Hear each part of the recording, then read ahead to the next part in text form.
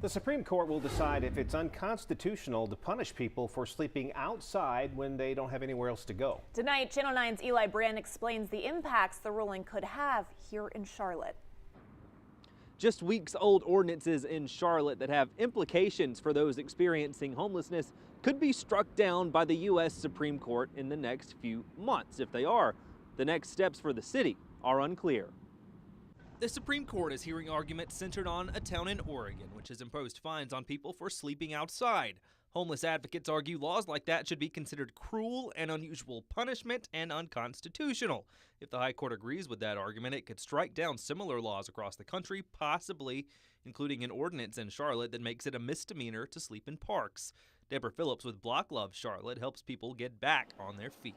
When you criminalize somebody, even if you're just fining them, that information is public information. And to a landlord, that's a strike, or that is something that they frown upon. And it makes it even harder for those that are already marginalized to get housing. Phillips opposed the new city council ordinance passed earlier this year, which also includes laws against public urination and defecation. The lawyer for the city in Oregon involved in the case says striking down the laws would be detrimental for cities. The city's hands will be tied. It will be forced to surrender its public spaces as it has been. The Supreme Court will likely make a decision about the case by the end of June. Phillips just hopes something is done to help a problem she says is getting worse in Charlotte. We have to not hurt, but help, find solutions to getting people off the streets. And I just don't think it's fair to criminalize them. Reporting in Charlotte, Eli Brand, Channel 9 Eyewitness News.